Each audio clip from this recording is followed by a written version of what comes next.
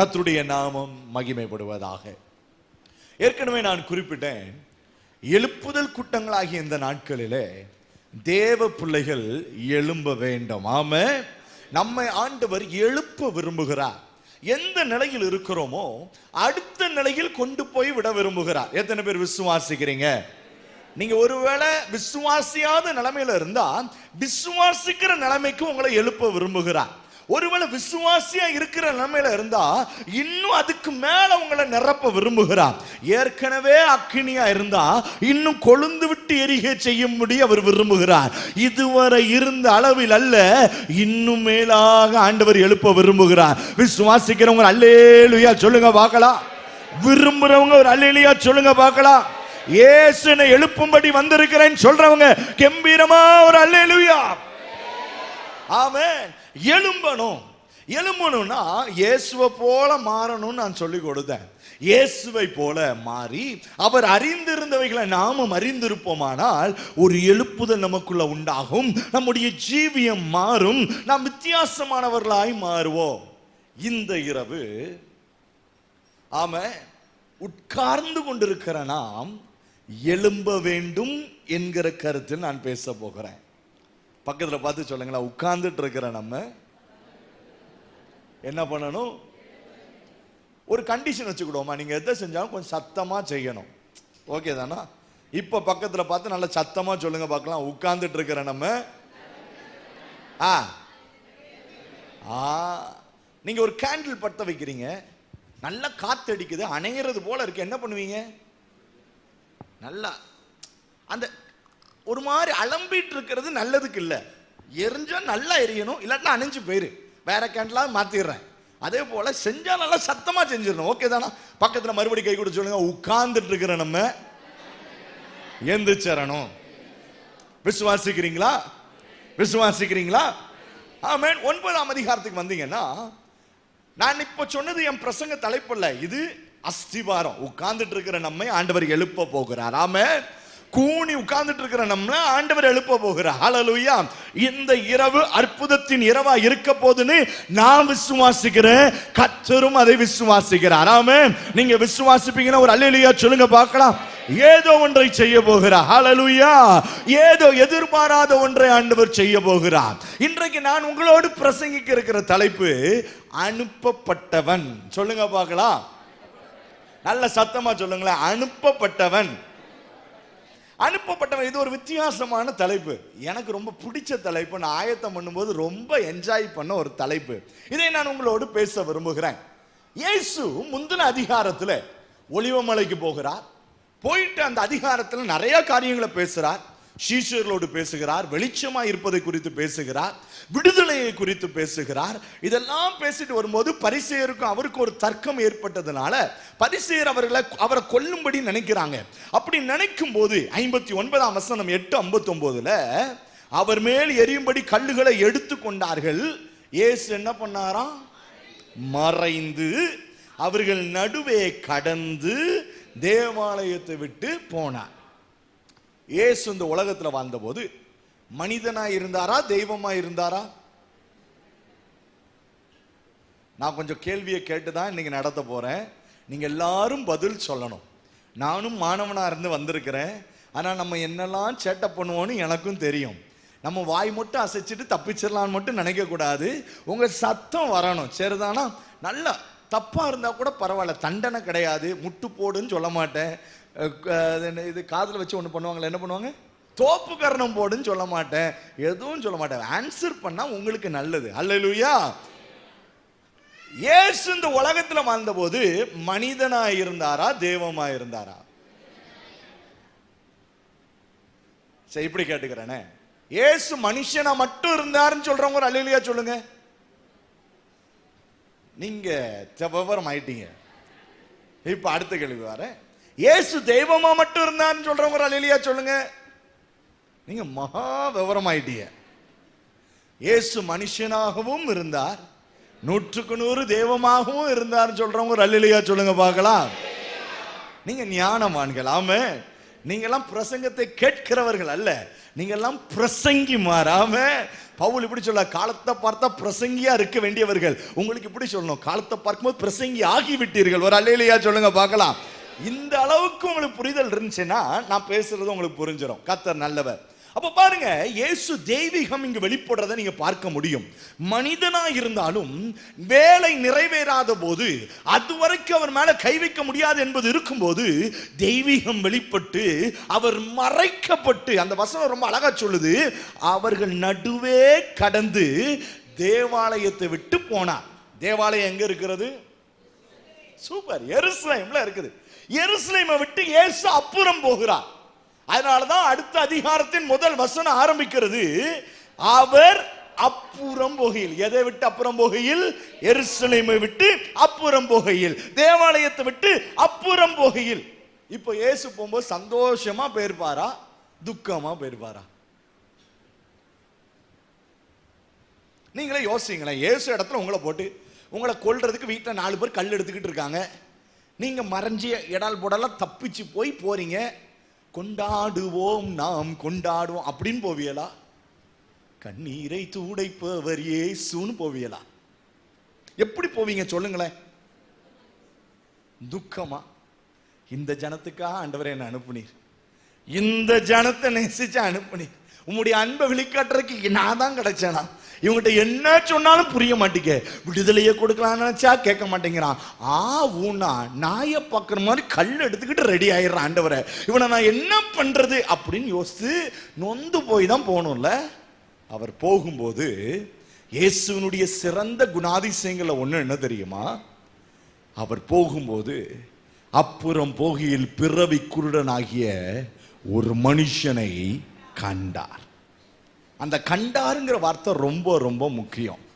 அந்த கண்டாருங்கிற வார்த்தையினுடைய ஆழமான அர்த்தம் என்னன்னா, Jesus notice that blind man.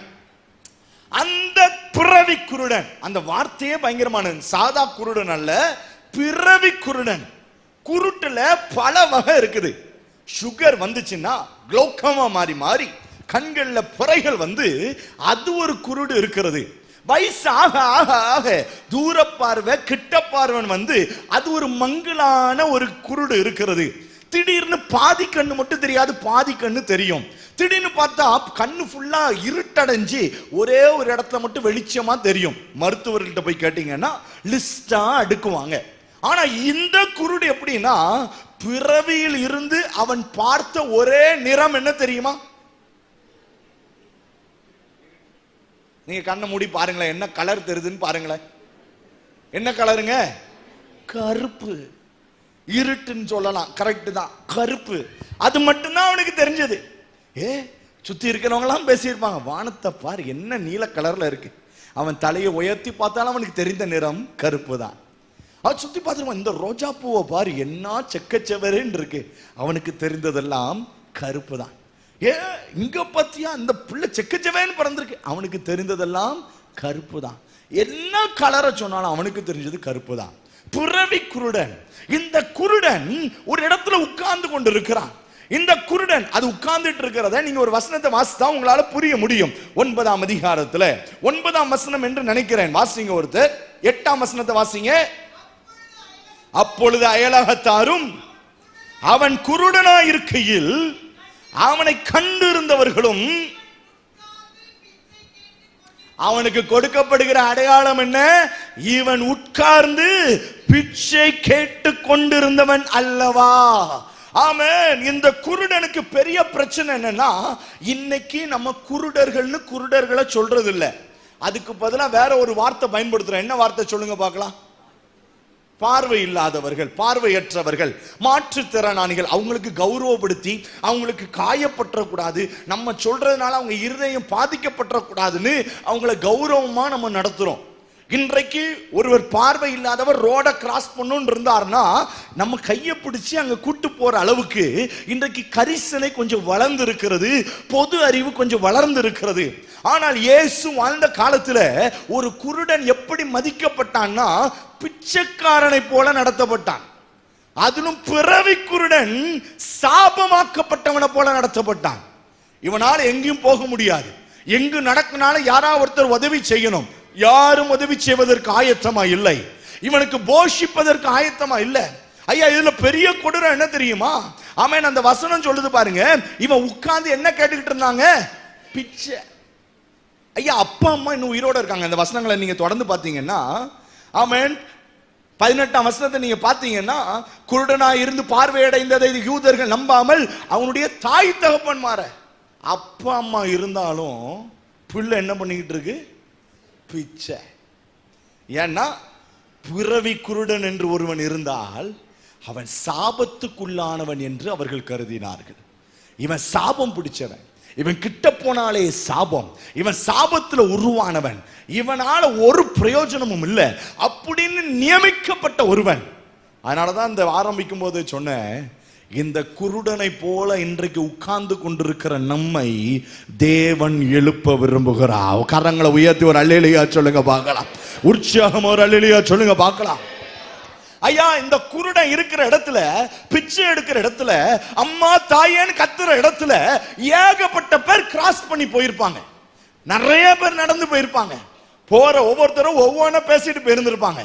பக்கத்துல ஒரு அம்மா சொல்லியிருக்கோம், நீ ஒழுங்கா படிக்கலன்னா இவனை மாதிரி ஆயிருவ பாத்துக்க அப்படின்னு சொல்லியிருக்கோம். இன்னொருத்தர் சொல்லியிருப்பாங்க, நீ ஒழுங்கா சாப்பிடல இந்த அண்ணன் கிட்ட கொண்டு வந்து விட்டுருவான் ஒண்ணு அப்படின்னு சொல்லி இருந்திருப்பாங்க. இப்படி ஒவ்வொருத்தரும் அவன் காயப்படுவது போல பேசிட்டு, அவனுக்கு என்ன தேவைன்னு யாரும் கண்டுக்கல, அவன் என்ன யோசிப்பான் யாரும் யோசிக்கல. பெற்ற தாய் தகப்பன் இருந்துமே திக்கற்றவனை போல வாழ்ந்து கொண்டிருக்கிறான். அப்படி அவனுக்கென்று எதுவும் இல்லாமல், உலகம் எப்படி இருக்கும் என்று தெரியாமல், எதையும் அறியாமல், பிறவியில் இருந்தே சாபமா இருக்கிற என்று மனம் நொந்து உட்கார்ந்து கொண்டிருந்த அந்த பிறவி குருடனை அப்புறம் போகிற இயேசு அவர் கண்டு கொண்டார். கரங்களை உயர்த்தி ஒரு அல்லேலூயா சொல்லுங்க பார்க்கலாம். அவர் கண்டு கொண்டார் என்றால் சும்மா அப்படி பார்த்துட்டாருங்கிறது அர்த்தம் இல்ல, அவர் அவனை கவனித்தார் என்ற அர்த்தம். ஆராதிக்கிற தேவன் எப்படிப்பட்டவர் தெரியுமா? ஏன் இன்றைக்கு உட்கார்ந்து கொண்டிருக்கிற நீங்கள் எழும்ப போகிறீர்கள் என்று சொல்லுகிறேன் தெரியுமா? என் இயேசு காண்கிற தெய்வம். எத்தனை பேர் விசுவாசிக்கிறீங்க? இயேசு கண்டா. Jesus saw him. Jesus looked at him and Jesus noticed him. அவனை கண்டு அவனை கவனிக்கிறார். இன்றைக்கு இந்த வார்த்தை எவ்வளவு முக்கியமான வார்த்தைன்னு உங்களுக்கு சொல்ல போறேன். ஐயா, இன்னைக்கு உலகத்துல நிறைய பேர் நம்மளை பார்க்கலாம். அவங்க பார்க்கும் போதெல்லாம் மேலோட்டமா பார்ப்பாங்க. இன்னைக்கு நான் இங்க இருந்து பார்க்கும்போது கூட உங்க முகம் எனக்கு தெரிகிறது.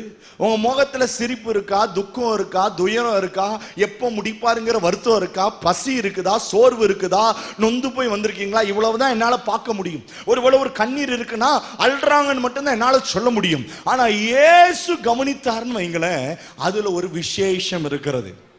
விசுவாசிக்கிறீங்களா? இயேசு கவனிச்சார்னா அது ஒரு பெரிய ஆசீர்வாதம் இருக்குது ஐயா. ஆமென். வாசிங்க பார்க்கலாம். யோவான் 5ஆம் அதிகாரம் 6ஆம் வசனத்தை ஒருவர் வாசிங்க. யோவான் 5:6. படுத்திருந்த அவனை இயேசு கண்டு அவன் வெகு காலமாய் வியாதினஸ்தன் என்று அறிந்து அவனை நோக்கி சொஸ்தமாக வேண்டும் என்று விரும்புகிறாயா என்று கேட்ட ஒரு அல்லேலூயா சொல்லுங்களேன்.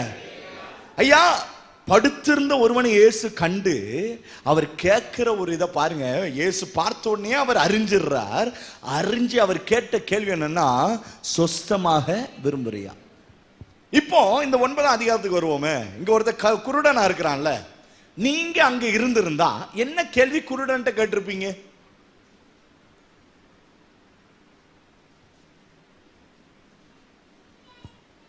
ஹலோ, நீங்க இந்த மீட்டிங் முடிச்சுட்டு போறீங்க, வாசல்ல ஒரு பார்வை இல்லாத ஒரு உட்கார்ந்து பிச்சை கேட்டுட்டு இருக்கிறார். அவர்கிட்ட பேசுறீங்கன்னு வைங்களேன், என்ன கேள்வி கேட்பீங்க? நாங்க கேள்வி எல்லாம் கேட்க மாட்டோம் ஐயா. பிச்சை எடுக்கிறதுக்கு வேற வேலை இல்லையா, இடம் இல்லையா, கிளம்பு அப்படின்னு விரட்டுவோம் ஐயா. அப்படிப்பட்ட ஆட்களா நீங்க? அல்லது என்ன கேள்வி கேட்பீங்க? பாப்பா நீங்க சொல்லுங்களேன். நீதான் பாப்பா, என்ன கேள்வி கேட்ப? கேள்வியெல்லாம் கேட்டிருக்க மாட்டோம்ல. ஒரு 10 ரூபா எடுத்து சரி கேட்காரு பாவம் போட்டோம் அப்படின்னு பிச்சை போட்டிருப்போம். ஆனா இயேசு கண்டால் அவருக்கு எல்லாமே தெரியும். இவன் படுகிற வேதனை தெரியும், இவனுக்கு இருக்கிற பாரம் தெரியும், தகப்பன் தாய் இருந்தும் திக்கற்றவனா இருக்கான்னு தெரியும், இவன் உட்கார்ந்தே இருக்கான்னு தெரியும், இவன் இன்னும் உலகத்தை பார்க்கவே இல்லைன்னு தெரியும், இருளடைந்த ஒரு வாழ்க்கையில் இருக்கான்னு தெரியும். அவனை பார்த்து இயேசு மனதுருகுகிறார். கரங்களை உயர்த்தி ஒரு அல்லேலூயா சொல்லுங்க பார்க்கலாம். நான் இன்னைக்கு கரெக்டா நான் ஒரு 6:45 உள்ள வந்துட்டு ஒரு ஃபோன் கால் இருந்துச்சு, பேசிட்டு இருந்தேன். பேசிட்டு உள்ள வரும்போது என் காதுல விழுந்த பாட்டு மனதுருகும் தெய்வமே ஏசையா. அதானே பாடினது. நானும் எனக்கு பிரம்மையோ அப்படின்னு நினைச்சேன். நான் ஒருவேளை மனதுருகிற பாயிண்ட் வச்சிருக்கனால என் காதுல மனதுருகுதோ அப்படின்னு ஓடுச்சோன்னு நினைச்சேன். ஆனா அது தீர்க்கமாகவே அந்த பாடல் பாடப்பட்டது. அந்த பாடலை பாடலாமா? பிரைஸ் எல்லாம். மனதுருகும் தெய்வமே. நம்முடைய இயேசு எப்படிப்பட்டவர்னா, பார்த்தால் மனதுருகுகிற ஒரு தெய்வன். இயேசு உங்களை பார்த்து இதை சொல்ல விரும்புகிறார். மகனே மகளே, நான் உன் மேல என் கண்ணை வச்சிருக்கிறேன், நான் உன்னை பார்த்திருக்கிறேன், என் கண்களில் உனக்கு கிருபை கிடைத்திருக்கிறது. அதன் மேலான அர்த்தம் யாரும் புரியாதத நான் புரிஞ்சு வச்சிருக்கிறேன். நான் உன் மேல மனமுருக்கம் உள்ளவரா இருக்கிறேன் ஆண்டவர் சொல்லுகிறார். ஆமே ஐயா, வெளியே தெரியாத கஷ்டத்தோடு இன்னைக்கு வந்திருக்கலாம், ஒரு மூலையில உட்கார்ந்து வந்திருக்கலாம், நொந்து போய் வந்திருக்கலாம், உடைந்து போய் வந்திருக்கலாம். மனிதர்களுடைய வார்த்தைகள் உங்களை காயப்படுத்தி கண்ணீரிலும் வேதனையிலும் எழும்ப முடியாமல் உடைந்து போய் மனபாரத்தோடு ஆமென் டிப்ரெஷன்லயும் வேதனையிலையும் தூக்கம் இல்லாமையிலையும் தூக்க மாத்திரை போட்டு சாப்பிடுற நிலைமையில வந்திருக்கலாம். என் இயேசு சொல்லுகிறார், உன்னை எழுப்பும்படி உன் இயேசு உன்மே தன் பார்வையை வைக்கிறார். அவர் உன்மே மனதுருக்கமா இருக்கிறார். நல்ல கையை உயர்த்தி ஒரு அல்லேலூயா. ஓ ஹல்லேலூயா.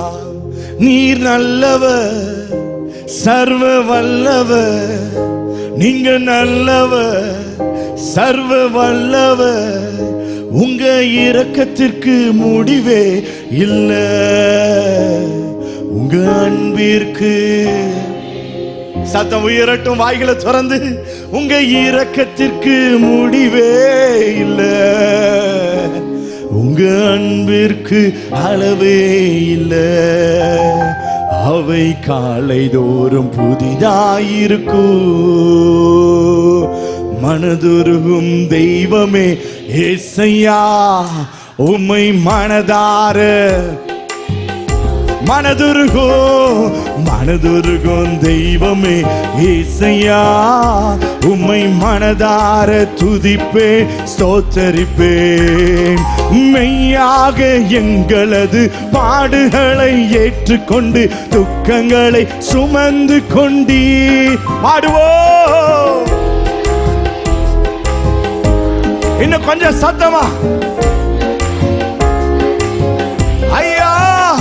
ஐயா துக்கங்களை சுமந்து கொண்டே, ஐயா துக்கங்களை, நீ நல்லவர், நீங்க நல்லவர், சர்வ வல்லவர், நீங்க நல்லவர், சர்வ வல்லவர், உங்க இரக்கத்திற்கு முடிவே இல்லை, உங்க அன்பிற்கு இரக்கத்திற்கு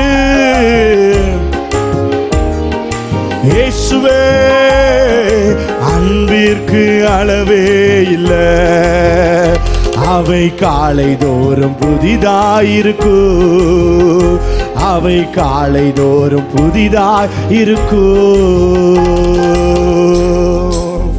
இயேசு ஒருத்தரை பார்த்துட்டா அவர் மனம் இறங்குகிற ஒரு கர்த்தர். ஆமே, இந்த உலகம் என்ன சொல்லும்னா, தப்பு பண்ணல உனக்கு வேணும்னு சொல்லும், உனக்கு தேவைதான் சொல்லும், நீ வீம்பு பண்ணல உனக்கு வேணும்னு இந்த உலகம் சொல்லும். ஆனா இயேசு எப்படிப்பட்டவர்னா, நீ தப்பு பண்ண உண்மைதான், ஆனா உனக்கு மன்னித்து இனி பாவம் செய்யாதே என்று நம்மை மன்னித்து விடுகிற ஒரு நல்ல தகப்பன் அவர். ஹல்லேலூயா. ஆண்டவர் இன்றைக்கு சபையை பார்த்து சொல்லுகிறார், நான் உன்னை காண்கிறேன், நான் உன்னை கண்டு கொண்டிருக்கிறேன். அதை இன்னும் ஆழமா நீங்க பார்க்கணும்னா மார்க் 6:34 நீங்க கவனித்து பாருங்க. 6:34 வந்து அநேக ஜனங்களை கண்டு மெய்ப்பனில்லாத ஆடுகளைப் போல் இருந்தபடியால் அவர்கள் மேல் மனதுருகி அநேக காரியங்களை அவங்களுக்கு போஷிக்க ஆமென் உபதேசிக்க தொடங்கினார். ஆண்டவர் எப்பவும் எப்படிப்பட்டவர்னா, பார்த்தாலே என்ன தேவைன்னு அவருக்கு தெரிஞ்சிடும். ஆமென். அதை பார்த்த உடனேயே என்ன தேவைன்னு கண்டுபிடிச்சு அவங்க தேவை என்னவோ அதை அவர்களுக்கு நிறைவேற்றுகிறவராய் இருக்கிறார். ஆமென். இன்றைக்கு நம்ம மத்தியில இயேசு இருக்கிறான்னு சொல்றவங்க ஒரு அல்லேலூயா சொல்லுங்க பார்க்கலாம். இயேசு என்னை பார்த்து கொண்டிருக்கிறான்னு சொல்றவங்க ஒரு அல்லேலூயா சொல்லுங்க பார்க்கலாம்.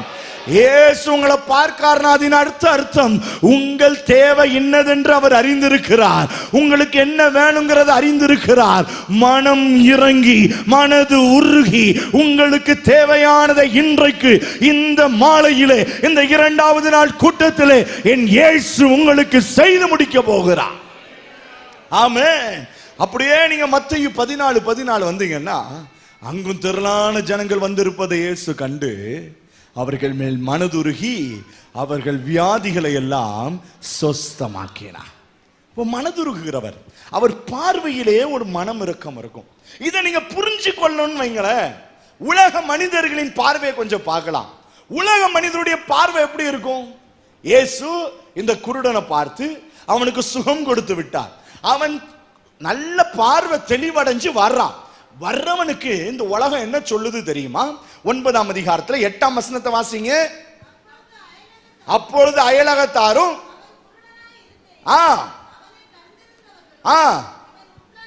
பாருங்க, அப்போ அவனுக்கு கொடுக்கப்படுற மறுபடியும் வார்த்தை என்னது? குருடனாய் இருந்தவன் என்கிற வார்த்தை தான் கொடுக்கப்படுகிறது. இதிலும் கொடுற என்ன தெரியுமா? அடுத்ததுக்கு வாங்க வசனம் 9:13 வாசிங்க. என்ன அவனை ஐயா பார்வை அடைந்தவன் சொல்லலாம்ல, ஆனா அவங்க சொல்றத பாருங்க, குருடனாய் இருந்த அவனை. ஏன் யோவான் அதை எழுதி வைக்கிறார்னா, அங்க இருக்கிற எல்லாரும் அவனை குருடனாதான் வச்சிட்டு இருந்தாங்க. இவன் அவனா இருக்குமா? அவங்க கேள்வியே, இவனை போலதானே இருந்தான், ஆனா அவன் குருட்டு பயலா இருந்தானே, இவனுக்கு கண்ணு தெரியுதே, அப்ப இவனா இருக்க வாய்ப்பு இல்லையே. இன்னும் அவனை மட்டம் தட்டிக்கிட்டே இருந்தாங்க, குருடன் குருடன் குருடன் குருடன். இதுலயும் மேல என்ன தெரியுமா? அடுத்த வசனத்தை வாசிங்க 9:17. மறுபடியும் அவர்கள் யாரை நோக்கி? இதுக்கு முந்தின வசனமாவது குருடனாய் இருந்தவன் சொல்லுச்சு.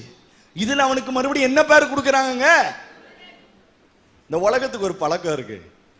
நீங்க ஒரு தப்பு பண்ணதை கண்டுபிடிச்சிட்டாங்கன்னு வைங்களேன், வாழ்நாள் ஃபுல்லா உங்களை அந்த பேரை சொல்லிதான் கூப்பிடுவாங்க. உங்களை அசிங்கம் ஒன்னத்தை கண்டுபிடிச்சிட்டாங்கன்னு வைங்களேன், அந்த அசிங்கத்தையே சொல்லிதான் உங்களை கூடுவாங்க. ஆமான்னு சொல்றவங்க அல்லேலூயா சொல்லுங்க பார்க்கலாம். உங்களை அப்படி கூப்பிட்டது இல்லையா?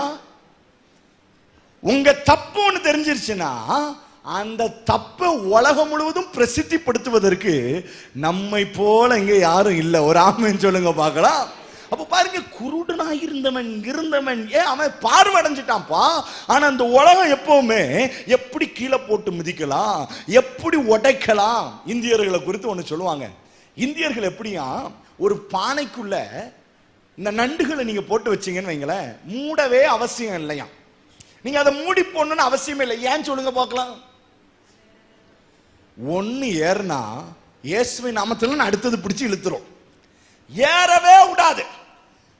கிட்டத்தட்ட ஜனங்களுடைய நோக்கம் எப்படி இருக்குன்னா, ஏற ஒருத்தர் நீ எப்படிப்பட்டவன் எனக்கு தெரியும். ஒருத்தர் நல்ல ஆராதிச்சுட்டா போதும், நீ என்ன பெரிய இன்னைக்கு ரொம்ப அப்படி சீன் ஓட்டின மாதிரி இருந்துச்சு, உன் யோக்கியதை எங்களுக்கு தெரியாதா, நீ எப்படி வாழ்ந்தன்னு எங்களுக்கு தெரியாதா. ஒருத்தர் நல்ல மதுபான பழக்கத்தில் இருக்கிறவர் ரட்சிக்கப்பட்டு சபைக்கு வந்து அன்னைக்கு நல்லா ஆராதிச்சுட்டா போதும், நீ தண்ணியை போட்டுட்டு ஆடுறது எங்களுக்கு தெரியாதாக்கும், என்ன இன்னைக்கு ரொம்ப தோத்திரம் அதிகமா எக்கோ ஆகுது. ஏன் அவர் ரட்சிக்கப்பட்டாருங்கிறத சபை நம்ப வேண்டாமா? இன்றைக்கு மாற்றப்பட்ட ஜீவியத்துக்கு வர வேண்டாமா? இயேசுவின் பார்வை எப்பொழுது எப்படி இருந்தது தெரியுமா? கடந்த காலத்தை பார்க்கிறவர் அல்ல, அவர் எதிர்காலத்தை பார்க்கிறவர். முடிந்து போனதை பேசுகிறவர் அல்ல, புதியவைகளை பேசுகிறவர். இல்லாதவைகளை இருக்கிறதை போல அழைக்கிற என் தேவன். அவர் சொல்லுகிறார், மனிதனை போல உன்னை மட்டுப்படுத்த அல்ல, உன்னை மேன்மைப்படுத்தும்படி கர்த்தருடைய கண்கள் உன்மேல் நோக்கமாய் இருக்கிறது.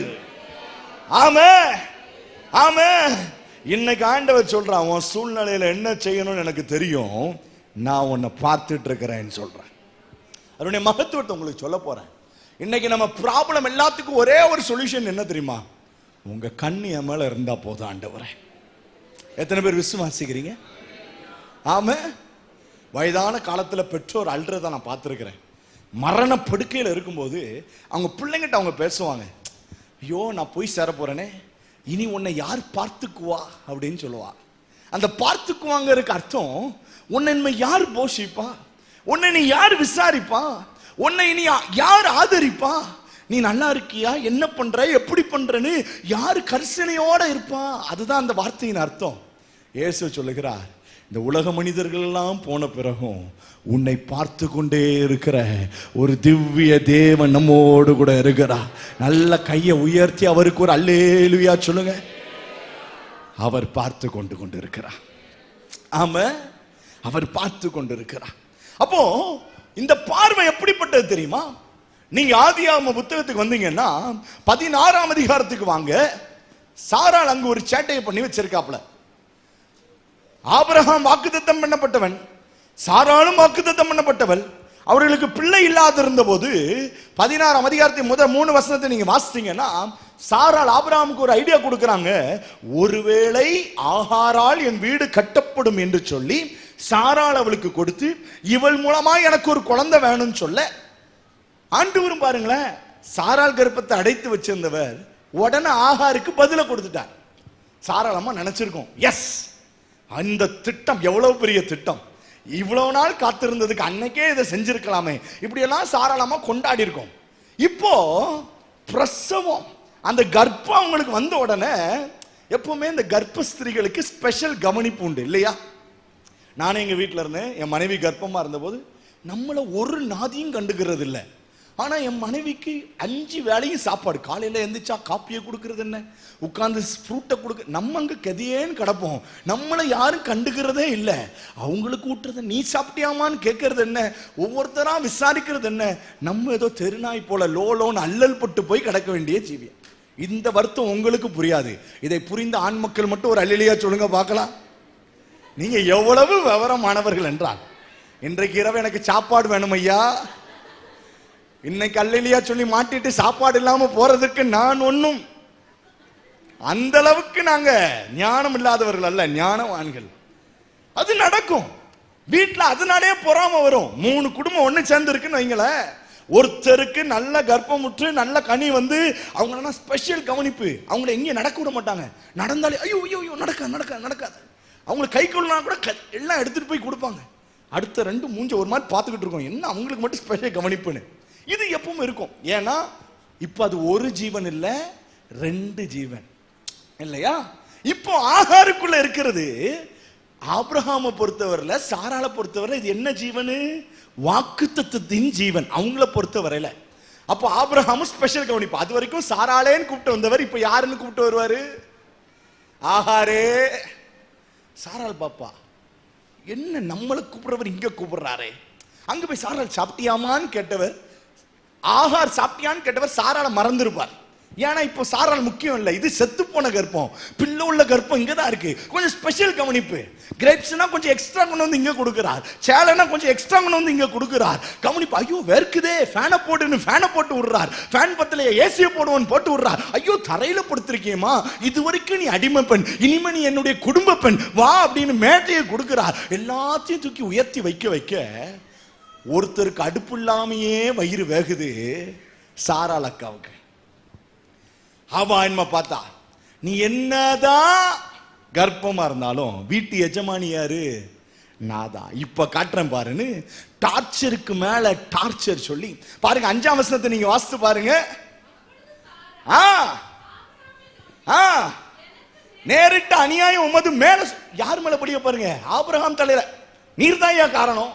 நான் ஏதோ சொன்னா உண்மையாரிய கேட்க சொன்னா நீர் தான் காரணம். அவர் மேல பலிய போட்டு என் அடிமை பண்ண உம்முடைய மடியில கொடுத்தேன், அவ கர்ப்பவதியானது கண்டு என்ன அற்பமான்றா. இந்த ஆகாராவது சும்மா இருந்திருக்கணும். இவன் முந்தின வசனத்தை பாத்தீங்கன்னா கொஞ்சம் அப்படி ஹெட் வெயிட் வந்துரும் பாத்தியலா. சாராளே நீ பெஸ்ட், நீ ஒஸ்ட். அது மனித இயல்பு. எப்பவுமே கொஞ்சம் ஆசீர்வாதம் வந்துருச்சுன்னு வைங்களேன், குனிஞ்சிருக்கிற தலை என்ன ஆகும் தெரியுங்களா? அப்படி ஒரு மாதிரி அப்படி நிமிரும். நீங்க கல்யாண வீட்டில் கூட பார்க்கலாம், மணப்பெண் குனிஞ்ச தலையாவே இருப்பாங்க. அதை பார்த்து மாமியார் ஏமாந்து போய் இப்படிப்பட்ட மருமகள் அமைய நான் எவ்வளோ கொடுத்து வச்சேன், அடுத்த நாள் தான் தெரியும் அந்த தலை குனிகிற தலை அல்ல, அது எல்லாரையும் குனிய வைக்கிற தலைன்னு அடுத்த நாள் தான் தெரியும். நான் சொல்றேன், உங்களுக்கு புரியுதுங்களா? அப்ப பாருங்க, இவன் கொஞ்சம் அந்த மேன்மை கிடைச்சவன இவ அற்பமா நினைக்கிறா. சாராளுக்கு வயிறு எரியுது, எரிஞ்சு இப்போ ஒரு சண்டை நடக்குது, வரட்டி உடனுங்கிற இந்த சூழ்நிலை வரும்போது ஆகார் ஓடுகிறார்.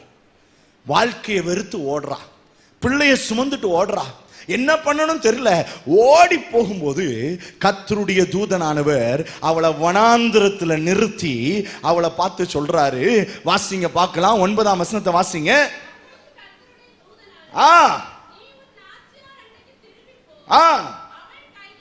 அடங்கிரு, உன் சந்ததியை மிகவும் பெருக பண்ணுவேன், அது பெருகி எண்ணி முடியாததா இருக்கும். நீ கர்ப்பவதியா இருக்கிறாய், ஒரு குமாரனை பெறுவாய். கர்த்தர் உன் அங்கலாய்ப்பை கேட்டபடியினால் அவனுக்கு என்ன பேர் வையே? இஸ்மவேல். பேரை கொடுத்தது யாரு? ஆண்டவர். ஓடி போய் இருக்கிறார். ஆண்டவர் ஒருத்தரை பார்த்துட்டா கைவிட்டுட்டு போறவர் அல்ல, இவ லேசுப்பட்டவா இல்ல. இருந்தாலும் ஆண்டவர் இறங்கி வந்து வாக்குத்தத்தத்தை கொடுத்து அவளை உயர்த்தி மறுபடியும் உன் இடத்துக்கு போன்னு சொல்லி, கஷ்டம் இருந்தா பரவாயில்ல, பலவீனம் இருந்தா பரவாயில்ல, போராட்டம் இருந்தா பரவாயில்ல, கவலைப்படாத, ஜீவனுள்ள என் வாக்குத்தத்தம் உன்னோடு கூட இருக்கிறது என்று வாக்குத்தத்தத்தை கொடுத்தார். கொடுத்த அந்த இடத்திற்கு ஆகார் ஒரு பெயர் வைக்கிறாள், லஹாய் ரோஹி. அப்படியானால் என்னை காண்கிற தெய்வம். கரங்களை உயர்த்தி ஒரு அல்லேலூயா சொல்லுங்க பார்க்கலாம். ஐயா, நம்ம சேட்டை பண்ணிருக்கலாம் அல்லது மற்றவங்க சேட்டை பண்ணிருக்கலாம், ஆனால் நம்மை காண்கிற ஒரு கர்த்தர் இருக்கிறார், கைவிடாத ஒரு கர்த்தர். ஆமென். விசுவாசிக்கிறீங்களா? கைவிடாத கர்த்தர். ஐயா, ஓடி போனவளை தேடி வந்து சாராள்கிட்ட இருக்கும்போது மட்டும் கர்த்தருடைய பார்வை அவட்ட இல்ல, வனாந்திரத்திலும் கர்த்தருடைய பார்வை அவள் மேல் இருந்தது. வசனம் எப்படி சொல்கிறது? நான் வானத்துக்கு ஏறினாலும் நீர் அங்கேயும் இருக்கிறீர், நான் பாதாளத்தில் படுக்க போட்டாலும் நீர் அங்கேயும் இருக்கிறீர். கர்த்தருடைய கண்கள் பூமியின் மேலெங்கும் உலாவிக் கொண்டிருக்கிறது. நீதிமான்கள் மேல் கர்த்தருடைய கண் நோக்கமா இருக்கிறது. இந்த தேவன் இன்றைக்கு சொல்லுகிறார், சபையே, என்னை நம்பி ஜீவிக்கிற தேவனுடைய பிள்ளையே, உன்மேல் என் கண்ணை வைத்திருக்கிறேன், உன்மேல் என் பார்வையை வைத்திருக்கிறேன், உன்மேல் மனம் இறங்கி இருக்கிறேன், உன் சூழ்நிலையை அறிஞ்சு இருக்கிறேன். கவலைப்படாதே, உனக்கு விடிவை கொடுக்கும்படி, உன்னை பலப்படுத்தும்படி உன் பக்கத்திலே நான் இருக்கிறேன். எனக்கு ஒரு நாமம் உண்டு, லஹாய் ரோஹி. நான் காண்கிற தேவன், கண்ணிருந்தும் காணாதவர் போல் இருக்கிறவர் அல்ல, எல்லாவற்றையும் கவனிக்கிற கர்த்தர். ஆமா, ஆமா. வெளியில உங்களை எதிர்க்கிறவங்க நல்லவங்களை போல வேஷம் போட்டுடலாம், ஆனா ஆண்டவர்கிட்ட வேஷம் போட முடியாது. அவர் எல்லாரையும் கவனிச்சுக்கிட்டு இருக்கிறார். இதுலயும் பிரமாதம் என்ன தெரியுமா? சில நேரம் அவர் தேடி வருகிறார். இன்னைக்கு ஆண்டவர் சொல்றா, உன்னை நான் தேடி வந்திருக்கிறேன்னு சொல்றா. ஆமா, இந்த 9ஆம் அதிகாரத்துல, யோவான் 9ஆம் அதிகாரத்துல, இந்த குருடன் இயேசுவுக்கு சாதகமா பேசணும்னு இவனை துரத்தி விட்டுறாங்க. அந்த வசனத்தை எடுத்தவங்க வாசிங்க பார்க்கலாம்.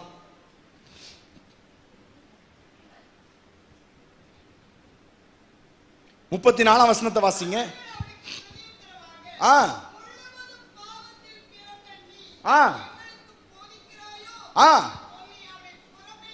அவனை புறம்பே தள்ளி விட்டார்கள். ஐயா, இயேசுவுக்கு சாதகமா பேசிட்டான்னு புறம்பே தள்ளிட்டாங்க. இவனும் கேள்வி நச்சுன்னு தான் கேட்டான், ஆனா கேள்வி கேட்ட அதிகாரத்துக்கு பிடிக்காது பாருங்க, புறம்பே தள்ளிட்டான். தள்ள உடனே அடுத்த வசனத்தை கவனிங்களேன். அவனை அவர்கள் புறம்பே தள்ளிவிட்டதை இயேசு கேள்விப்பட்டு அவனை கண்டபோது. கண்டபோதுங்கிற வார்த்தை ஏதோ போகும்போது எதிர்பாராம பார்த்தாருங்கிறது அல்ல, அவனை தேடி வந்த போதுதான் அதோடைய அர்த்தம். ஒரு அல்லேலூயா சொல்லுங்க பார்க்கலாம். நம்மை தேடி வருகிற தெய்வம் நம்முடைய இயேசு. எத்தனை பேர் விசுவாசிக்கிறீங்க? துளைந்து போனதை தேடவும் அவர்களை விடுவிக்கவும் கர்த்தர் உலகத்துல வந்தார். ஹல்லேலூயா. துளைந்து போன அந்த ஒரு ஆட்டை தேடி போனது போல ஆண்டவர் சொல்லுகிறார், எனக்கு யாருமே இல்லையே, எல்லாரும் என்ன வெறுக்கிறாங்களே, தனிமரமா இருக்கிறேனே, மூளையில உட்கார்ந்து இருக்கிறேனே, செயல்பட முடியலையே, உடைந்து போய் இருக்கிறேனே, பலவீனத்தினால சோர்ந்து போய் இருக்கிறேனே, மன கவலையினால பிடிக்கப்பட்டு இருக்கிறேனே, பாரத்தினால உடைந்து போய் இருக்கிறேனே, வேலை பழுக்களில உலர்ந்து போய் இருக்கிறேனே, எனக்கென்று யாரும் இல்லையா? என்னை தேடி யாரும் வரமாட்டார்களா? என்னை கவனிக்கிறவர்கள் யாரும் இல்லையா என்று சொன்னார். இயேசு சொல்லுகிறார், மகனே மகளே, உன்னை நான் கவனித்துக் கொண்டிருக்கிறேன், என் பார்வை உன் மேல் இருக்கிறது என்று சொல்லுகிறார். நான் உன்னை கவனிச்சுக்கிட்டே இருக்கிறேன். அடுத்தது அப்படியே பார்த்தீங்கன்னா, கவனிப்பதோடு ஆண்டவர் நிறுத்தவில்லை. 9ஆம் அதிகாரத்தின் 2ஆம் வசனம் 3ஆம் வசனத்தை வாசிங்க. அவரை நோக்கி, யார் செய்த பாவம்? இவன் செய்த பாவமோ, இவனை பெற்றவர்கள் செய்த பாவமோ என்று கேட்டார்கள். இயேசு பிரதியுத்தரமாக, இவன் செய்த பாவமும் அல்ல, இவனை பெற்றவர்கள் செய்த பாவம் அல்ல, தேவனுடைய கிரியைகள் இவனிடத்தில் வெளிப்படும் பொருட்டு இப்படி பிறந்தான். முதல்ல சொன்ன இயேசு கண்டார். ஆமென். பக்கத்துல பார்த்து அதை ஒரு வாட்டி சொல்லிருங்க. இயேசு கண்டார். இயேசு உன்னை காண்கிறார். இயேசு உன்னை கண்டுகிட்டே இருக்கிறார். கண்டக்டர் மாதிரி இருக்குல்ல, கண்டுகிட்டே இருக்கிறார் அவர். ஆமென். ரெண்டாவது, இயேசு என்ன பண்றாரு தெரியுமா? அதை சொல்லிட்டு அந்த தலைப்பை நான் சொல்ல விரும்புறேன். இந்த உலகம் எப்பவுமே ரெண்டு விதமான பார்வை உள்ளது. இது உலகம் மட்டும் சொல்ல முடியாது, நமக்கும் உண்டு. எனக்கு ஒரு 3 தம்பிமார் முன்னாடி வரணும். யாராவது ஒரு 3 தம்பிமார் ஓடியாங்க பார்க்கலாம். தம்பிமாரே இல்லையா? சரி, அந்த 3 பேர் வாங்க. நீ தான்டா தம்பி, ஓடியா மா, வந்துரு. சரி, நீ தான் பார்த்த, வந்துரு. வந்துரு, ஓடியா. அவங்களுக்கு முன்னாடி இருக்க நீ வந்துடுறா. ஓடி வந்துரு, வேகமா வந்துரு. முடிஞ்ச பிறகு உனக்கு சாக்லேட் வாங்கி தரேன் நான். ஓடியா, வேகமா வாடா. அவன் பயந்து வாரான். ஏதோ நான் பிடி வாத்தியார் மாதிரியும், இவன் ஸ்கூலுக்கு லேட்டா வந்த மாதிரி, இவனுக்கு நான் தண்டனை கொடுக்கிற மாதிரியுமே வந்திருக்கான். வா, நல்லது, வெரி குட். இதுல ஒருத்தர் நீ இந்த சைடு வந்துரு. இவர் விசேஷமானவர், இவரை விட்டுறலாம். இந்த உலகத்துக்கு எப்பவுமே ஒரு பார்வை உண்டு. பார்வை என்னன்னா, நமக்கு என்ன நடந்தாலும் இந்த உலகம் என்ன சொல்லும் தெரியுமா? நீ செஞ்ச தப்புன்னு சொல்லும். நான் சொல்றவங்களுக்கு புரியுதுங்களா? ஈஸியாக்குறேனே. உங்க பிள்ளை ஒழுங்கா மார்க் வாங்கல, உங்க வாயில இருந்து வார்த்தை என்ன வரும்? நீ படிக்கல, நீ ஊர் சுத்திக்கிட்டு இருந்த, நீ இதை பண்ண அதை பண்ண. யார நொட்டம் சொல்லுவோம்? யார் அனுபவிக்கிறானோ அவனை. இந்த உலகம் அப்படிதான். உலகம் இல்ல, நம்மளும் அப்படிதான், நானும் அப்படிதான், நீங்களும் அப்படிதான். எப்பவுமே ஏன் உனக்கு இது நடந்துச்சுன்னா நீ செஞ்ச தப்பு. உனக்கு ஏன் உடம்பு சரியில்லாம போச்சு? நீ ஒழுங்கா ஜோம் பண்ணலடே. நீ ஏன் உனக்கு திடீர்னு இவ்வளவு பெரிய தோல்வி வந்துச்சு? நீ ஒழுங்கா சர்ச்சுக்கு வரலடே. யாரா இருந்தா, நான் ஒரு போதகர், நானா இருந்தாலும் அப்படிதான் சொல்ல. இதுதான் நம்முடைய பொதுவான புரிதல். எல்லாத்துக்கும் காரணம் யாரு? நீதான். நீ செஞ்ச தப்பு தான். நீ தான் ஒழுக்கமா இல்ல, நீ ஒழுங்கா இல்ல, நீ ஒழுங்கா சாப்பிடல, அல்சரியா வந்துச்சு, நீ ஒழுங்கா சாப்பிடல, உனக்கு ஏன் ஒரு மாதிரி பருபருவம் வருது, நீ ஒழுங்கா தூங்கல, ஏன் ஒரு மாதிரி வாட வருது, நீ ஒழுங்கா குளிக்கல. எல்லாத்துக்கும் காரணம் நீதான். இன்னொன்னு ஒண்ணு இருக்குது. இவனை விட்டுருவாங்க, இவங்க அப்பா அம்மாவுக்கு போயிருவாங்க. ஏன் உட்படாம போயிட்டான்? இவங்க அப்பா அம்மா தான். இவங்க ஒழுங்கா வலுத்திருந்தா இவன் நல்லா இருந்திருப்பான்ல. சொல்றவங்களுக்கு புரியுதா? ஐயா, இவன் ஏதோ ஆக்சிடென்ட் ஆயிடுச்சாமே, அவங்க அப்பா அம்மா தானே காரணம். வண்டி ஓட்டுனது இவன், ஆனா காரணம் யாரு? அப்பா அம்மா. ஐயா, உங்களுக்கு தெரியுமா, அவன் அங்க உட்காந்து சேட்டை பண்ணிருக்கான். எல்லாம் அவங்க அப்பா அம்மாவை சொல்லணும், வளர்க்க தெரியல. இதாவது பரவாயில்ல. சிலர் இதையும் தாண்டி போய் அவங்க தாத்தா பாட்டியெல்லாம் இழுத்துட்டு வருவாங்க. அந்த குடும்பமே அப்படிதான்ப்பா, அவங்க வம்சாவளியே அப்படிதான்ப்பா. அவங்க தாத்தா பண்ண கதை தெரியுமா? அவர் என்ன கதை பண்ணா நமக்கு என்ன? இவனை விட்டு இங்க போய் இங்க இருந்து தாவி, இந்த உலகம் எப்பவுமே ஒரு ஆன்சரை தேடும். அந்த ஆன்சர் நம்ம மண்டையில இருக்கிற ஆன்சர் எங்க வரும்னா, ஒண்ணு இவன் காரணம், இல்லைன்னா அவன் காரணம். புரியுதா? இப்படிதான் நம்ம யோசிப்போம். ஆனா தேவன் வந்து சொல்றாரு பாருங்க, சீஷர்கள் அதான் கேட்கிறாங்க, ஆண்டவரே இவன் குருட, இவன் செஞ்ச தப்பா? உனக்கு குருடன் சொல்றது உனக்கு தப்பு, பிரச்சனை இல்லையே, உனக்கு பார்வை நல்லா தெரியும்ல. அப்பா அம்மா வந்திருக்காங்களா? வந்திருக்காங்களா? எங்க இருக்காங்க? அப்பா அம்மா யாரா இருந்தீங்கன்னா கையை தூக்கி காட்டுங்க. உன்னை கைவிட்டுட்டாங்க போல தெரியுத. இங்கேயும் அப்படிதான் சொல்றேன், அவன்கிட்டயே கேட்டுக்கோங்க அப்படின்னு. இவருடைய தாய் தகப்பன் இருந்தால் கையை உயர்த்தி காட்டுங்கள். ஏக்கா நீங்க தானா? கொஞ்ச நேரம் இவனை குருடுன்னு அப்படின்னு சொல்லிக்கிறேன், கவலைப்படாதீங்க. சரிதானா? இன்னைக்கு வீட்டில் போயிருக்கோம், உன்னை யார் எந்திரிச்சு போச்சோன்னா நீ போனது வான் தப்பு தாண்டு இருக்கட்டும். அப்ப கவனிங்களேன், இவன் குருடா இருக்க. சீசர் கேட்கிறான் பாருங்க, இவன் குருடானா இருக்கிற ஆண்டவரே, இவன் தப்பா இவங்க அப்பா அம்மா செஞ்ச தப்பா? இவங்க அப்பா அம்மா பாவம் வீட்டில் சோறாக்கிட்டு இருக்காங்க, அவங்களையும் பிடிச்சி இழுத்து அவங்க தப்பா? இது இவன் இவன் கேட்டிருக்க. ஏன்னா இவனுக்கு முன்னாடி தான் அவன் இருதயம் எவ்வளவு கஷ்டப்பட்டிருக்கும்ல. ஆல்ரெடி உலகம் அவனை சாபோன்னு சொல்லுது. பிறவி குருடன்னா என்னன்னு சொல்றேனே, பிறக்கும் போதே குருடனா பிறந்தவன். ஒருவன் பிறவி குருடனா இருந்தா அந்த நாட்கள்ல இருக்கிற புரிதல் என்னன்னா, அவன் வயிற்றுக்குள்ள இருக்கும்போது பாவம் பண்ணியிருக்கணும், அப்படி இல்லைன்னா அவங்க அப்பா அம்மா யாருக்கும் தெரியாத மோசமான பாவம் பண்ணியிருக்கணும், அதனால தெய்வம் அடிச்சிருக்கு. நான் ஒரு பழமொழி சொன்னா உங்களுக்கு புரிஞ்சிடும். நீ தப்பு பண்ணா தெய்வம் என்ன பண்ணும்? உன் கண்ணை குத்துன்னு சொல்லுவாங்க தெரியுமா? உங்க ஏரியால எப்படி சொல்லுவீங்க? சாமி கண்ணை குத்தும். என்ன பண்ண சாமி கண்ணை குத்தும்? என்ன பண்ணாலும் சாமி கண்ணை குத்தும் சொல்லுவாங்க, பார்த்திருக்கீங்களா? அந்த கண்ணுல நமக்கு அவ்வளவு ஒரு பவர் போல தெரியுது. இவன் கண்ணை குத்துனதுனால இவன் சாபம் பிடிச்சவன். ஆல்ரெடி உடஞ்சு போயிருக்கிறவனுக்கு இந்த வார்த்தை எல்லாம் கேட்டா எப்படி இருக்கும்? ஆனா உலகத்தின் புரிதல் எப்பவுமே அப்படிதான். இங்க இருக்கிற எல்லாருமே அப்படிப்பட்ட புரிதலா இருப்போம். ஆனா ஆண்டவர் இன்னொரு புரிதலை கொண்டு வர்றார். எப்பா, இது இவன் பண்ண தப்பு இல்லை, இவங்க அப்பா அம்மா பண்ண தப்பு இல்லை, இவங்க பாட்டி தாத்தா சித்தப்பா சித்தி அவங்க பண்ண தப்பும் இல்லை. இவனுக்கு ஏன் பிறவி குருடனா இருக்கிறான்னா, அந்த வசனத்தை வாசிங்க பார்க்கலாம்.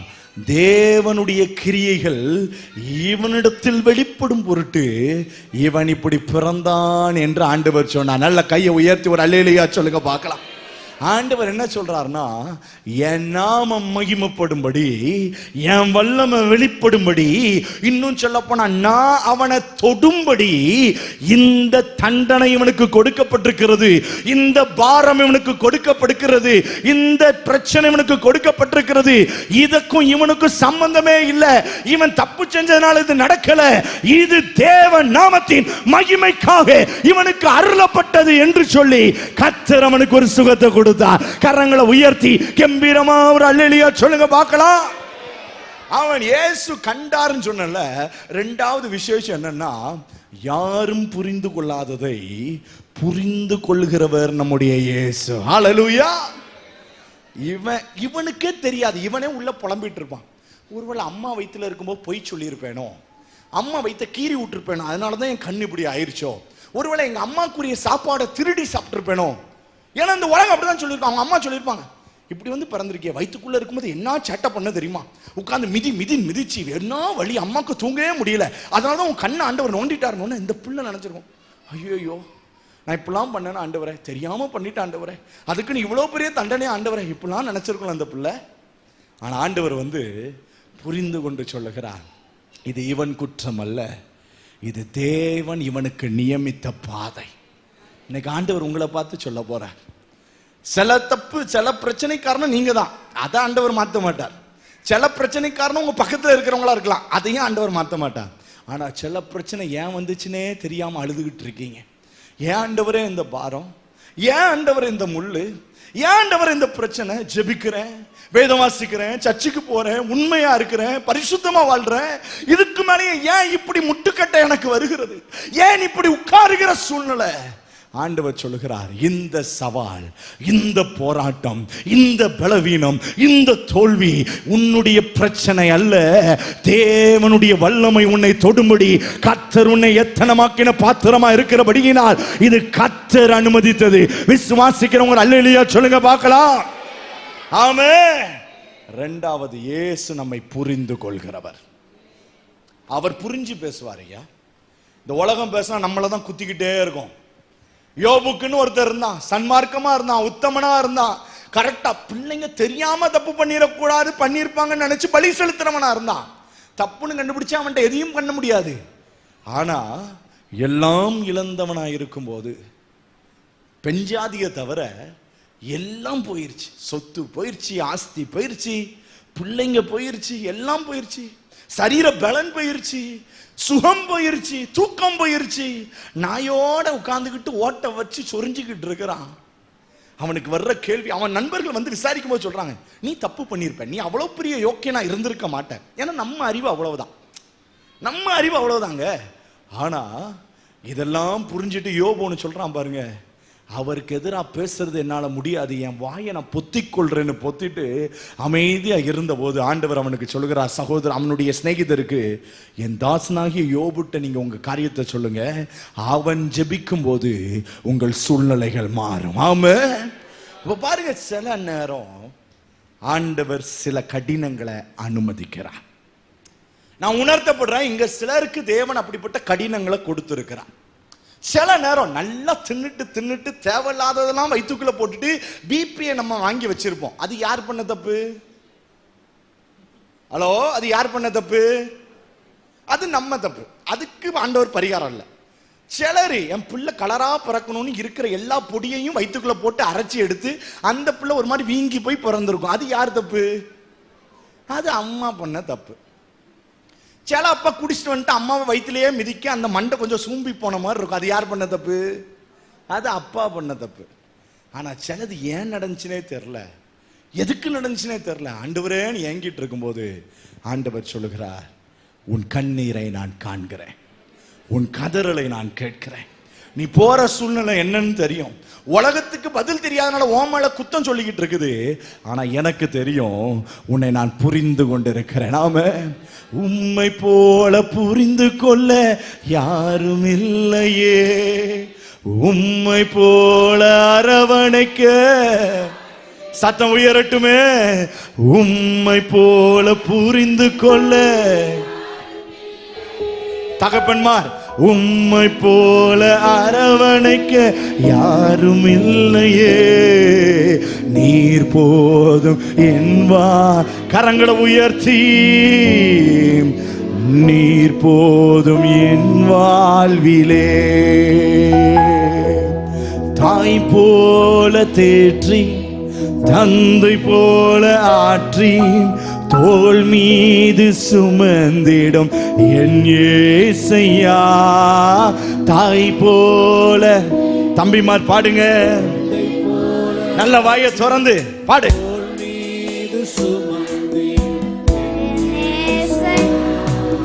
உம்மை போல புரிந்து கொள்ள அனுபவித்து பாடுங்க அப்பா.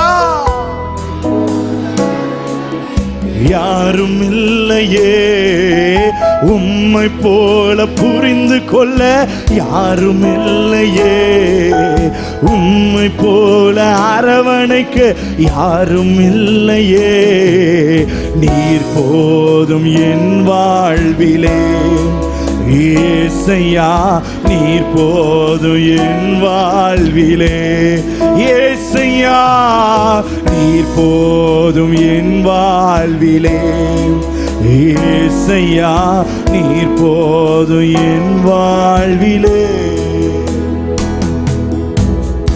அவர் புரிந்து கொள்கிற தேவன். பக்கத்துல கொஞ்சம் தட்டி சொல்லுங்க, உங்களை புரிந்து கொள்றதுக்கு இயேசு இருக்கிறார்.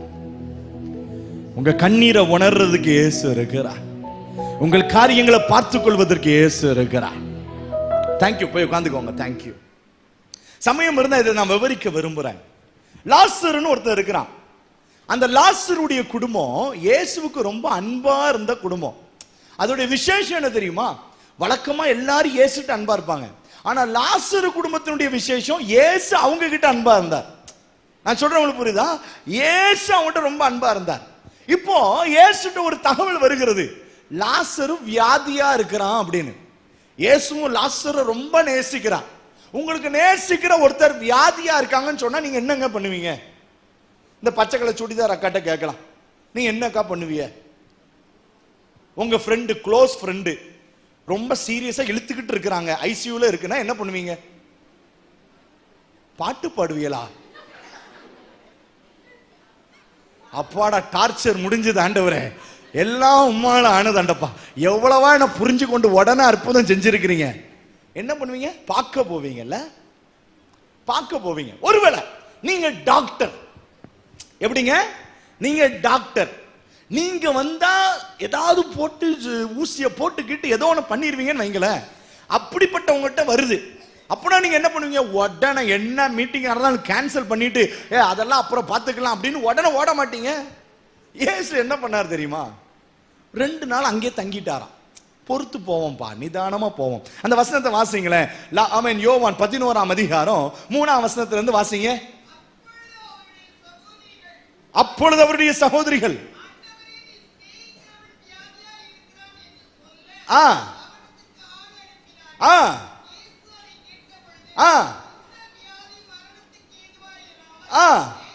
தேவனுடைய மகிமை விளங்குவதற்கு ஏதுவா இருக்கிறது, தேவனுடைய குமாரன் அதனால மகிமைப்படுவார் என்றார்.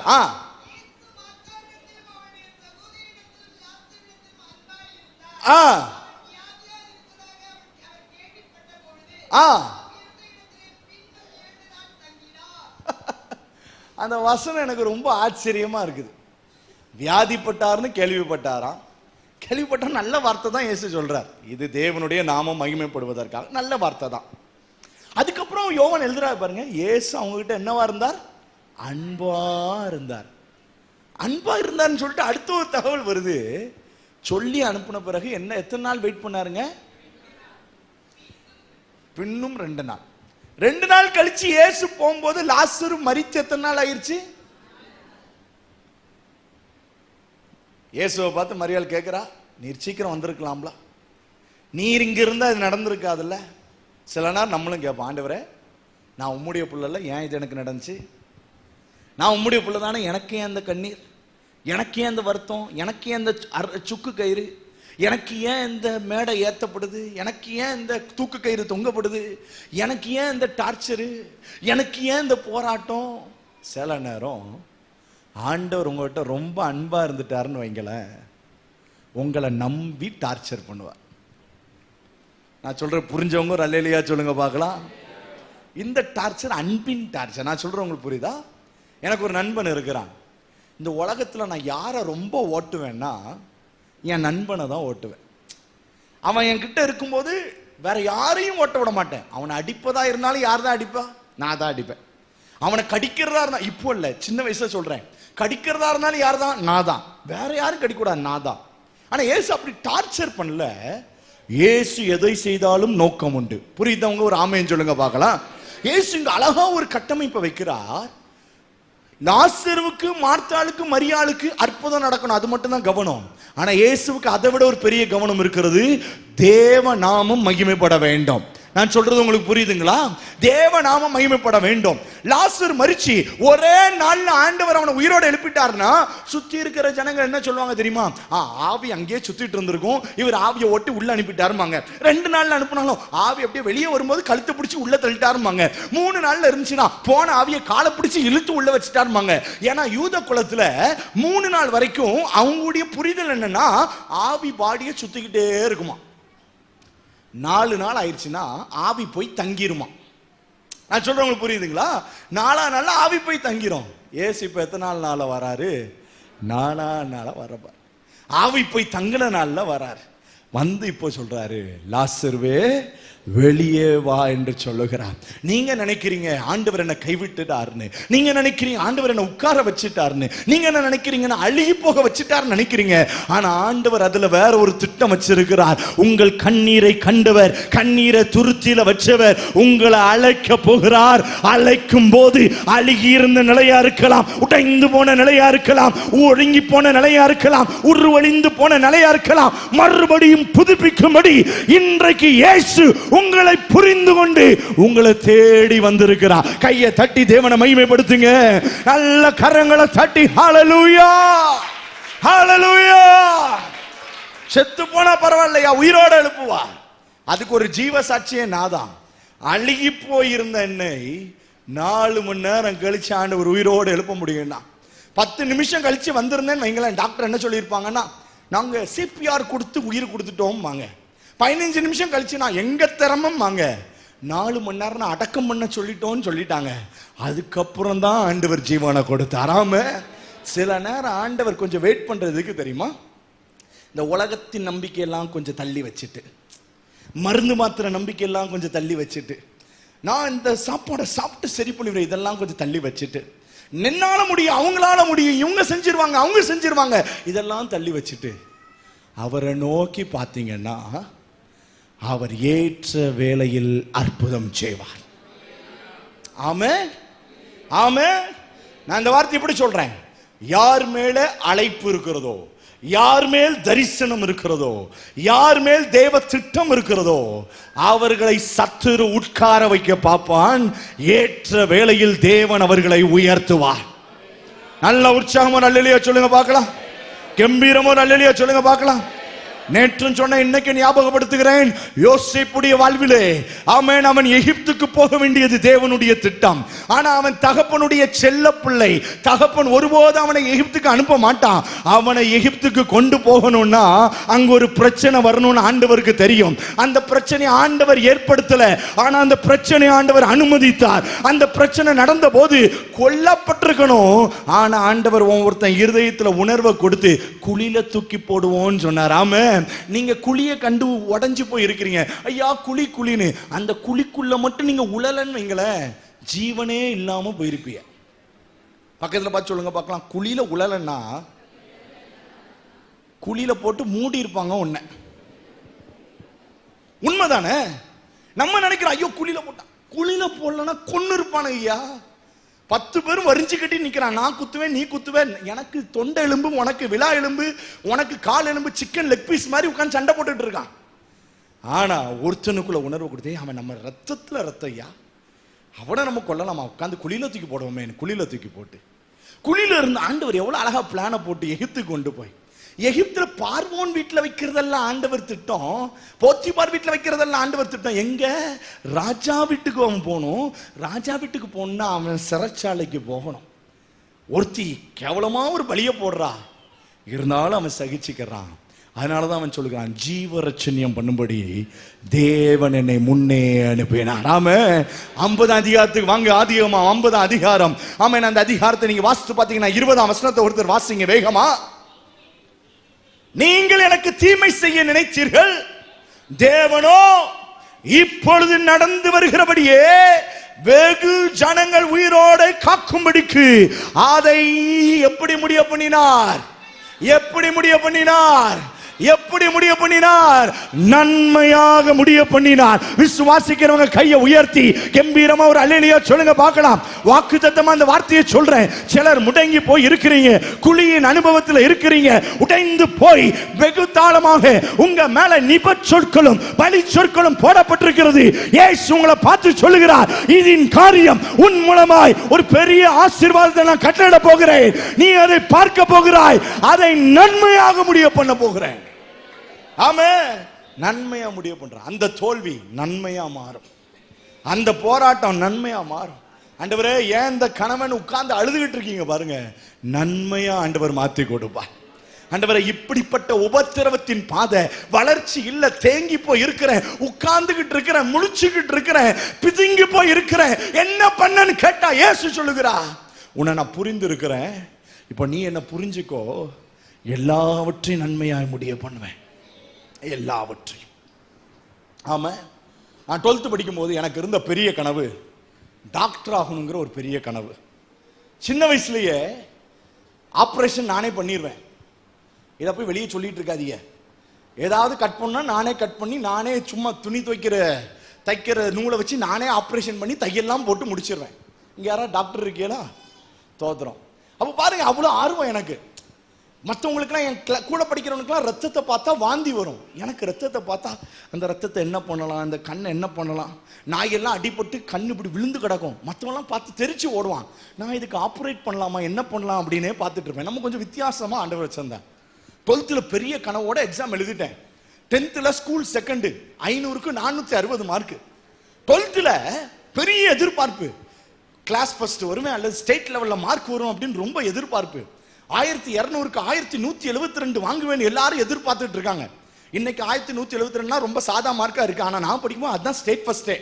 அப்போ 1172 வாங்குவேன் ரொம்ப எதிர்பார்ப்புல காத்துக்கிட்டு இருந்து, ஜெபம்னா என்ன, உபவாசம்னா என்ன, ஐயோ அவ்வளவு பரிசுத்தத்தை நீங்க பார்க்கவே முடியாது, அந்த அளவுக்கு பரிசுத்தத்துல நிரம்பி வழிஞ்சனாக்கும். நான் ரிசல்ட் வந்த அன்னைக்கு தான் தெரிஞ்சிச்சு, அமைதியா இருந்தா கூட நல்ல மார்க் வந்திருக்கும். எனக்கு வந்ததோ 810 மார்க். என்ட்ரன்ஸ் எதுவும் எழுத முடியாது. அப்போல்லாம் என்ட்ரன்ஸ் எழுதணும் நம்ம சிஎம்சியில், கவர்மெண்ட்ல அப்ளை பண்ணால் கிடைக்காது, கட் ஆஃப் இல்லை. சரின்னு என் டீச்சர்ஸ்லாம் சொன்னாங்க, ரீவால்யூஷன் அப்ளை பண்ணு. விடுவோமா நம்ம? எல்லா சப்ஜெக்ட்டுக்கும் ரீவேல்யூஷன் அப்ளை பண்ணேன்.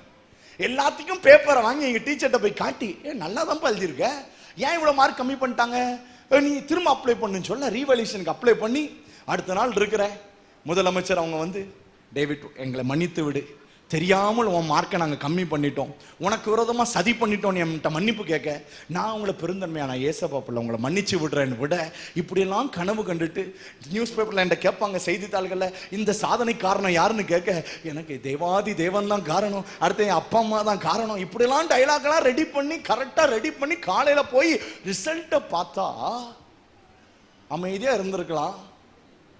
810 இருந்தது 804 மாறிடுச்சு. உங்களுக்கு என்ன சந்தோஷம் பாருங்களேன். எஸ், 6 மார்க் குறைஞ்சிருச்சா, நம்மளை விட கம்மியாயிட்டாரியா இவரு. எனக்கு இப்போ கோவப்படவா அளவான்னு தெரியல, அப்படி ஆகி போயிடுச்சு. ஆண்டவரே, இது என்ன பெரிய போராட்டமா இருக்கு. இல்ல சோதனை என்னன்னா, எங்க சர்ச்சில் ஒரு பாப்பா இருக்கா, என் கிளாஸ்மேட் தான், எல்லா எக்ஸாம் முன்னாடியும் என்கிட்ட டவுட் கேட்டு போனா, நான் தான் சொல்லி கொடுத்தேன். அவன் 1000க்கு மேல மார்க்கு சொல்லி கொடுத்த நான் 800ல இருக்கேன். என்ன பண்ண, ரொம்ப உடஞ்சிட்டேன் என் வாழ்க்கையில. அநேகமா பிறந்ததுக்கு அப்புறம் நான் அழுத ஒரே நாள் அந்த நாள் தான். 2008ல் கண்ணீரோடு அழுதேன், தேம்பி தேம்பி அழுதேன், என் பிள்ளை ஃபுல்லா ஈரம் ஆயிருச்சு. அப்போதான் அப்படியே படுக்கையை கண்ணீரால் நிறைப்பதுன்னா என்னன்னு தெரியும்ல, அதை அப்போதான் நான் அனுபவிச்சேன். நான் அதை அனுபவிக்கும் போது தெரிஞ்சிச்சு எவ்வளோ கஷ்டம் இல்லை. ஏன்னா பயங்கர கஷ்டப்பட்டேன். எனக்கு டாக்டர் ஆகணும் கனவு சுக்குநூறா உடஞ்சி போச்சு. இதுல அமைதியா இருந்திருந்தா கூட சிஎம்சில எனக்கு கிடைச்சிருந்திருக்கும். என்ட்ரன்ஸ்ல தேறி இருந்திருப்பேன். 60% கட் ஆஃப் இருக்கணும். கொஞ்சம் நம்ம வீம்பு எடுத்து செஞ்சதுனால இந்த 6 மார்க் புடுங்கினாங்க பாருங்க, அதுல 0.5 கட் ஆஃப் போச்சு. நமக்கு இருந்த பேசிக் ரெக்யர்மெண்ட் 59.5 ஆகி போயிருச்சு, 60 காணோம். திட்டமே போயிருச்சு. ஆண்டவரேன்னு உடஞ்சி போயிட்டேன். ஆனால் காலங்கள் நிறைவேறின பிறகு கற்றுக்கொண்டேன், என்னை மருத்துவராக்குவது தேவனுடைய திட்டம் அல்ல, வார்த்தையின் பிரசங்கியாக்குவது அவருடைய திட்டம் என்பதை உணர்ந்து கொண்டேன். ஒருவேளை மருத்துவனா போயிருந்தா இன்னைக்கு ஒரு 4 பேரை கொண்டு 4 பேரை உயிர் பிழைக்க வச்சிருந்திருப்பேன். 1000 பேரை கொன்னா அற வைத்தியம் சொல்றாங்க, 2000 பேரை போட்டு தள்ளியிருந்திருப்பேன். கண்டிப்பா அந்த அளவுக்கு திறமை உண்டு. ஆனால் இன்றைக்கு வசனத்தை பிரசங்கிக்கிறபடியினால் ஒவ்வொருவருக்கும் நித்திய ஜீவனை காட்டும் வழியை தேவன் எனக்கு கொடுத்து அந்த பாதையையும் ஆசீர்வாதமாய் அவர் மாற்றி இருக்கிறார். நல்ல கையை தட்டி தேவனை மகிமைப்படுத்துங்க பார்க்கலாம். நல்ல கையை தட்டி. நீங்க போற பாதை அழுகையின் பாதை தான், ஆண்டவருக்கு தெரியாதுன்னு நினைக்கிறீங்களா? நீங்க போற பாதை கண்ணீரின் பாதை தான், ஆண்டவருக்கு தெரியாதுன்னு நினைக்கிறீங்களா? தெரியும் ஐயா, அவருடைய பிள்ளைங்கிறதுனால உரிமை எடுத்து உங்களை அந்த பாதையில நடத்துறார். அது நல்லதாய் முடியும், அது நல்லதா முடியும். என் போக்கில போயிருந்தா இன்னைக்கு எம்டி முடிச்சு அமெரிக்கால போய் செட்டில் ஆகி இருக்கு வர்ற போறதை அறுத்து கிழிச்சு எடுத்து நல்ல டாக்டரா இருப்பேன். ஆனா நல்ல டாக்டர் ஆறதல்ல தேவ திட்டம், அவருக்காக பிரகாசிப்பது அவருடைய திட்டம். அதுக்கப்புறம் என்ன உடைக்க வேண்டியதுல உடைச்சு, என்ன உருவாக்க வேண்டியதுல உருவாக்கி இன்னைக்கு ஊழியக்காரனாய் நிறுத்தி இருக்கிறார். அதனால தெளிவா சொல்றேன், தேவநாமம் மகிமைப்படும்படி சில குருடுகளை ஆண்டவர் அனுமதித்து இருக்கிறார். ஆமா, ஏனே தெரியாம சுத்துறீங்களே, ஆண்டவர் சொல்லுகிறார், என் நாம மகிமைக்காக வச்சிருக்கிறேன். அடிக்கு மேல அடி விழுந்துகிட்டே இருக்குல்ல, ஆண்டவர் சொல்றார், என் நாமத்துக்காக வச்சிருக்கிறேன்.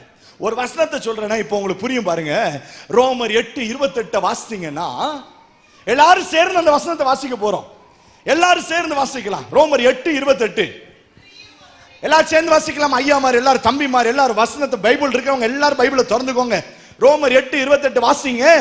அன்றியும் அவருடைய தீர்மானத்தின்படி அழைக்கப்பட்டவர்களாய் அன்பு கூறுகிறவர்களுக்கு, மறுபடியும் சொல்லுங்க, எப்படி? எதுங்க? சகலமும் நன்மைக்கு ஏதுவாக நடக்கிறது என்று அறிந்திருக்கிறோம். எத்தனை பேர் விசுவாசிக்கிறீங்க? ஐயா, உங்க பாதையில கடந்து வந்த சவால் அது நன்மைக்கா கெட்டதுக்கா? அது நன்மையா கெட்டதுன்னு எது தீர்மானிக்கும் தெரியுமா? நீங்க அழைக்கப்பட்டவர்களா இருந்தா அது நன்மை, நீங்க அழைக்கப்படலன்னா அது ஆக்கின தீர்ப்பு. அழைக்கப்பட்டவர்கள் எல்லாரும் ஒரு அல்லேலூயா சொல்லுங்க பார்க்கலாம். எனக்கு முன்னாடி ஜெபம் பண்ணவர் அழகா ஜெபம் பண்ணா, நாங்க அழைக்கப்பட்ட கூட்டம் இல்ல, தெரிந்தெடுக்கப்பட்ட கூட்டம். அப்ப தெரிந்தெடுப்பையும் சேர்த்துறோம். தெரிந்தெடுக்கப்பட்டவர்கள் எல்லாம் ஒரு அல்லேலூயா சொல்லுங்க பார்க்கலாம். அப்போ உங்களுக்கு நடக்கிறது எல்லாமே எதுக்கு? நன்மை. எனக்கு ஒரு கதை ஞாபகம் வருது. ஒரு ராஜா இருந்தாராம், அவருக்கு ஒரு மந்திரி இருந்தாராம். அந்த மந்திரி ரொம்ப ஞானமானுங்க. ராஜா ஒரு நாள் ஆப்பிள் கட் பண்ணிட்டு இருக்கும்போது கையை அறுத்துட்டார், விரல அறுத்துட்டார். மந்திரி பார்த்துட்டு ஒன்னு சொன்னாராம், நடந்ததெல்லாம் நன்மைக்கேன்னு சொன்னாராம். ராஜாவுக்கு கோவம் வந்துச்சான். அடே மந்திரி, எனக்கு கையெடுத்தது நன்மைக்கான இவனை பிடிச்சி ஜெயில போட்டாராம். ராஜாவுக்கு எப்பொழுதும் நைட்டு, நீங்க எதுவும் இந்த கதை தெரியாத மாதிரியே கேட்குறீங்கள, கேள்விப்பட்டதே இல்லையா அந்த கதையை? சரி, இது வேற நாட்டு ராஜா, சரியா? நீங்க நினைக்கிற ராஜா இல்ல, இது வேற நாட்டு ராஜா. இவர் அன்னைக்கு நைட்டு அந்த ஒவ்வொன்றையா வேட்டையாடுறதுக்கு போயிருக்காரு. போனா திடீர்னு ஒரு மானை விரட்டிட்டே போக போக போக சேவகர்கள் எல்லாம் காணாம போயிட்டாங்க. இவர் மட்டும் நடுக்காட்டுக்குள்ள போயிட்டார். போய் மானை சுட்டுட்டு திரும்பி பார்த்தா ஜக்கல ஜக்கல ஜக்கலான்னு காட்டுவாசிகள் இருக்கானுங்க. பிடிச்சு தூக்கிட்டு போயிட்டாங்க. இவரும் சொல்றான், நான் ராஜா ராஜான்னு. நானும் ராஜா தான்டா அப்படின்னு அவன் தூக்கிட்டு போக மாத்தி கொண்டு போய் அவனை சொருகி வச்சு ஒரு கட்டத்துல கட்டி வச்சுட்டாங்க. இப்போ அப்படியே பாக்குறாரு, இந்த செய்தி மந்திரிக்கு போகுது. மந்திரி சொல்றார், நடந்ததெல்லாம் நன்மைக்கேன்னு. அவரை ஜெயில போட்டதுக்கு அவர் சொல்லியிருக்கார், நடந்ததெல்லாம் நன்மைக்கேன்னு. இதெல்லாம் கேட்டோன்னா ராஜாக்கு பயங்கர டார்ச்சர். இருந்தாலும் இப்போ இவரை நல்லா சுட வச்சு சாப்பிட போறாங்க. ஏன்னா நரமாமிச சாப்பாடு சாப்பிட்றவங்க பலி செலுத்தி சாப்பிட போறாங்க.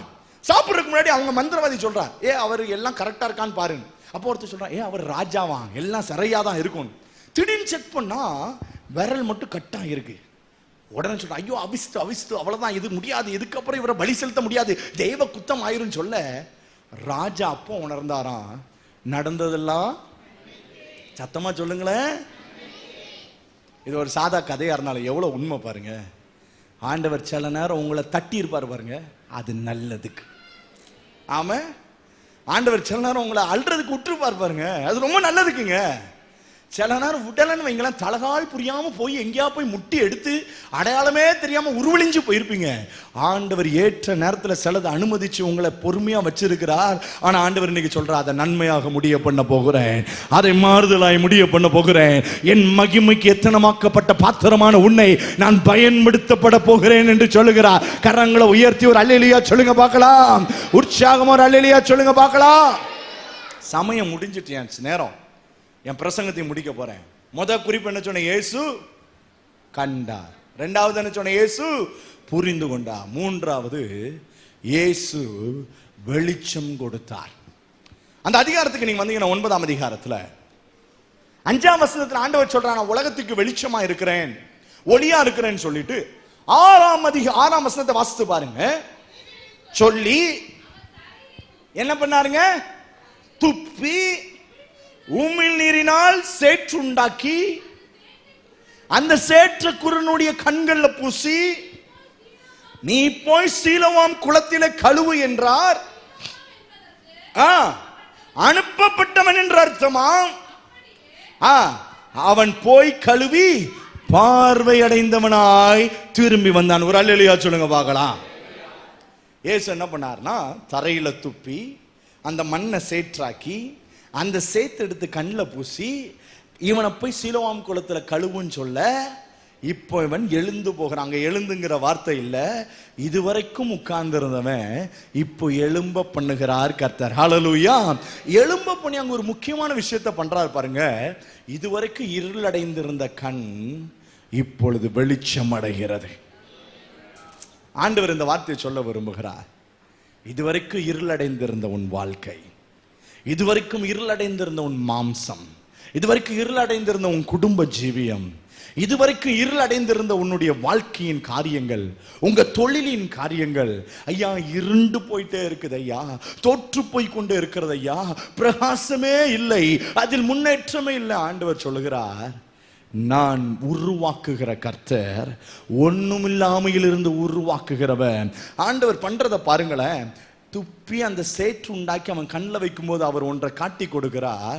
ஆதியாகமம் 2ஆம் அதிகாரத்துல மண்ணிலே மனுஷனை உருவாக்கின அதே தெய்வம்தான் இன்றைக்கு உன் முன் இருக்கிற இயேசுவாகிய நான் என்பதை அடையாளம் படுத்துகிறார். ஒரு ஆமென் சொல்லுங்க பார்க்கலாம். இதை எத்தனை பேர் புரிஞ்சிருக்கிறீங்க? இயேசு நினைச்சா உங்களுக்கு எல்லாத்தையும் சரி செய்ய முடியும். தெரியுங்களா? உங்களுக்கு தெரியுமா தெரியாதா? தெரியும் சொல்றவங்க அல்லேலூயா சொல்லுங்களேன். உற்சாகமான அல்லேலூயா சொல்லுங்களேன். எங்க சர்ச்ல ஒரு தம்பதி இருக்காங்க. திருமணமாகி 3 ஆண்டுகள் நினைக்கிறேன், 2 ஆண்டுக்கு மேல 3 ஆண்டு ஆயிடுச்சு. டாக்டர்கிட்ட போய் செக் பண்ண போறாங்க, ஏன் இன்னும் குழந்தை இல்லை அப்படின்னு. குழந்தை இல்லைன்னு ஆராய்ச்சி செய்த போது எல்லாம் அந்த பெண் மேலதான் தப்பு இருக்கும்னு நினைச்சிட்டு இருந்தாங்க. ஆனா அந்த பெண்ணுக்கு எல்லாம் நார்மலா இருக்குது. உடனே அந்த பையனை செக் பண்றாங்க. அந்த பையனுக்கு விருப்பம் இல்லை, இருந்தாலும் செக் பண்ணா. செக் பண்ணும்போது தான் கண்டுபிடிச்சாங்க அவனுக்கு ஆண்மை இல்லை அப்படின்னு. அவனால குழந்தை கொடுக்க முடியாதுன்னு அப்பதான் கண்டுபிடிச்சாங்க. அவனுக்கு எந்த வீரியமும் இல்லைன்னு அப்பதான் கண்டுபிடிச்சாங்க. உடைஞ்சு போயிட்டாங்க அந்த குடும்பம்.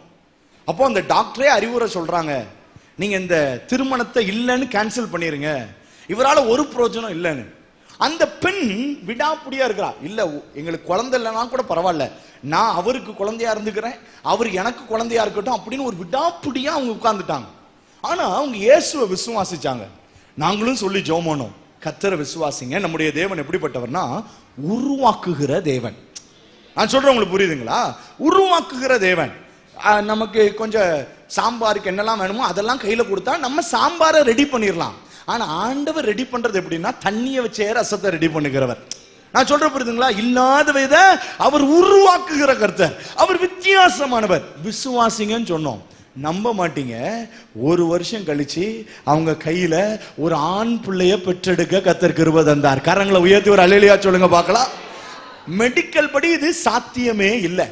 இதுலயும் சுவாரஸ்யம் என்னன்னா, எந்த அம்மா சொல்லிச்சோ, எந்த டாக்டர் அம்மா சாத்தியம் இல்லைன்னு சொல்லிச்சோ, அந்த அம்மா தான் பிரசவத்துல அந்த குழந்தைய வாங்கி பார்த்துட்டு இது கர்த்தரால் ஆனது என்று அது அறிக்கை செஞ்சுச்சு. ஒரு அல்லேலூயா சொல்லுங்க பார்க்கலாம். 3 ஆண்டு ஓயாத அழுகை ஐயா, 3 ஆண்டு கனவெல்லாம் தொலைந்து போனது ஐயா, 3 ஆண்டு கேட்காத பேச்செல்லாம் கேட்டு அழுதுகிட்டு இருந்தாங்க ஐயா. எனக்கு தெரிஞ்சு இன்னைக்கு வரைக்கும் அந்த குடும்பத்துல அந்த பையனுக்கு தான் பிரச்சனைன்னு தெரியுமான்னு எனக்கு தெரியல. அந்த பெண் எல்லாவற்றையும் தாமலை எடுத்துட்டு மாமியார் பார்க்கும்போது திட்டுவாங்க, சொந்தக்காரங்க பார்க்கும்போது திட்டுவாங்க, இப்படி தரித்திரமா வந்து சேர்ந்திருக்கேன்னு சொன்னாங்க. எல்லாத்தையும் பொறுத்துட்டு கர்த்தரை மட்டும் சார்ந்து இருந்த போது இன்றைக்கு அவர்கள் வாழ்க்கையில பிரகாசத்தை உண்டு பண்ணின கர்த்தர் இயேசு சொல்லுகிறார், நான் உலகத்திற்கு ஒளியாக இருக்கிறேன், என்னை விசுவாசிக்கிறவன் மரித்தாலும் பிழைப்பான், நான் என் வெளிச்சத்தை உங்களுக்கு கொடுக்கும்படி வந்திருக்கிறேன். இன்றைக்கு உங்கள் இருளாகல, அவர் பிரகாசிக்க பண்ண போகிறார். ஹல்லேலூயா! அவர் பிரகாசிக்க பண்ண போறார். முடியாது நீங்க நினைக்கலாம், அவர் பிரகாசிப்பார். ஆமா, அவர் பிரகாசிக்க வைப்பார். அதை பார்க்க போறீங்க ஐயா. இதுக்கு வாய்ப்பே இல்லையா, வர வாய்ப்பே இல்லையே, எல்லாம் முடிச்சு அவுத்தா கூட வாய்ப்பே இல்லையே நீங்க சொல்லலாம். ஆண்டவருக்கு தெரியும் எங்க தொடணும், எதை செய்யணும். அவர் சும்மா கீழே துப்பல. அவர் சொன்னாலே குருடர்கள் பார்வை அடைவாங்க. ஆமாவா இல்லையா? அப்படின்னா சும்மா தொட்டு பார்வையடைவாயாகனா பார்வையடைஞ்சிருவாங்க, அல்லது பூன்னு ஊதுனா கூட பார்வையடைஞ்சிருவாங்க. ஆனா அவனுக்கு எல்லாரும் பார்த்துக்கிட்டு இருக்க, சீஷியர்கள் பார்க்க, அந்த பரிசேயர்கள் எல்லாம் பார்க்க, எல்லா ஊரார் போயிட்டு இருக்காங்க பாருங்க, சுத்தி முத்தி. இவர் துப்பிருப்பார், துப்ப என்னடா அப்படின்னு எல்லாரும் பார்க்க. வழக்கமா துப்புனவங்க எல்லாம் குருட மேல துப்புவாங்க. இவர் தரையில துப்பி அதை எடுத்து அதை அப்படியே அழகா ஒரு சேர் உண்டாக்கி, எப்படி ஒரு பொம்மை செஞ்சா கண்ணு செய்வாரோ அதே போல அவனுக்கு செஞ்சு ஆண்டவர் சொல்றார், நீ போய் கழுவு என்று. கழுவுன்னு அனுப்பப்பட்ட இடம் என்னது? சீலோவாம்னா என்ன அர்த்தம்? இதோட முடிக்கிறேன். அனுப்பப்பட்டவன் யார்? சீலோவாம் என்றால் அனுப்பப்பட்டவன் என்று பொருள். யோவான் இதை எழுதுறார். இதுல அனுப்பப்பட்டவன் யார்? நீங்க அமைதியா இருக்கீங்கன்னா பிரச்சனைக்குரிய ஆன்சர் ஐயா, அமைதியா உட்கார்ந்துக்கிடுவோம்னு உட்கார்ந்துருக்கீங்க. 2 அர்த்தம் இருக்கிறது. முதல் பிரதான அர்த்தம், இயேசு அனுப்பப்பட்டவர், பிதாவினால் அனுப்பப்பட்ட தேவகுமாரன். நாம இப்ப அனுப்பப்பட்டவர் மட்டும் இல்லைங்க, அவர் ஒருத்தனை அனுப்புறார். இன்னைக்கு இயேசு உங்களை அனுப்ப விரும்புகிறார். எத்தனை பேர் விசுவாசிக்கிறீங்க? இருந்த இடத்துல இருந்து உங்களை தூக்கி அனுப்ப விரும்புகிறார். எத்தனை பேர் விரும்புறீங்க? அனுப்பப்பட்டவர். அதனாலதான் சொன்னா, பிதா என்னை அனுப்புகிறது போல நான் உங்களை என்ன பண்றேன்? அனுப்புறேன். பக்கத்துல பார்த்து சொல்லுங்களேன், பிதா இயேசு அனுப்புனது போல. நல்லா சொல்லு பாப்பா, சொல்லு பக்கத்துல, பிதா இயேசு அனுப்புனது போல இயேசு உங்களை அனுப்ப போகிறார். உட்கார்ந்துட்டு இருந்தது போதும். சொல்லுங்க, உட்கார்ந்துட்டு இருந்தது போதும், இருந்த இடத்தை தேய்ச்சிக்கிட்டு இருந்ததே போதும். அழுதுட்டு இருந்ததே போதும், துக்கம் கொண்டாடினது போதும், வருத்தத்தில் இருந்தது போதும், மாவாட்டிக்கிட்டே இருந்தது போதும், இருந்த இடத்துல உட்கார்ந்து பழிச்சுக்கிட்டே இருந்தது போதும். இன்றைக்கு அற்புதத்தின் இரவு, தேவன் உன்னை அனுப்பும்படி வந்திருக்கிறார். நீ கழுவி சுத்தமாக வேண்டிய ஒரு காலத்தில் வந்திருக்கிறாய். அது பாவமா இருக்கலாம், சாபமா இருக்கலாம், சூனியமா இருக்கலாம், மருத்துவ முடிவுகளா இருக்கலாம், உனக்கு எதிராக ஏற்படுத்தப்பட்ட எல்லா தப்பான காரியங்களா இருக்கலாம். இன்றைக்கு இந்த இரவு அது மாற்றத்தின் இரவு. நீ பார்வையடைய போகிறாய். ஹalleluya! நீ பார்வையடைய போகிறாய். ஓரி மகதலரபா. இந்த சிலோவாம் குளம் என்பது வழக்கமா போய் கை கால் கழுவுற குளம், அப்படின்னா சுத்திகரிக்கிற ஒரு குளம். ஊருக்குள்ள வர்ற எல்லாம் அங்க போய் கழுவிட்டு தான் பண்டிகைக்கு உள்ள போகணும். இயேசு சொல்றார், இதுவரைக்கும் உனக்கு பண்டிகை இல்ல, இனி உனக்கு பண்டிகை உண்டாகிறது. ஆமா, பவுலும் சீலாவும் போறாங்க பாருங்க, யோவானும் பேதுருவும் போறாங்க. போனா தேவாலயத்துக்கு முன்னாடி ஒருத்தன் குத்து வச்சு உட்கார்ந்துட்டு இருக்கிறான். இது வரைக்கும் நடந்தது இல்ல, இது வரைக்கும் அவன் சர்ச்சுக்குள்ள போனது இல்ல. ஆனா இனி அவன் சர்ச்சுக்குள்ள போறான். ஏன்னா இயேசுவின் நாமத்துல குதித்தெழுன்னு சொல்ல அவன் எழும்பி நடந்தான். அவனை ஆண்டவர் பலப்படுத்தினார். இன்றைக்கு அதே தேவத்தின் வல்லமை நம்ம மத்தியில வெளிப்பட போகிறது. எத்தனை பேர் விசுவாசிக்கிறீங்க? எத்தனை பேர் விசுவாசிக்கிறீங்க?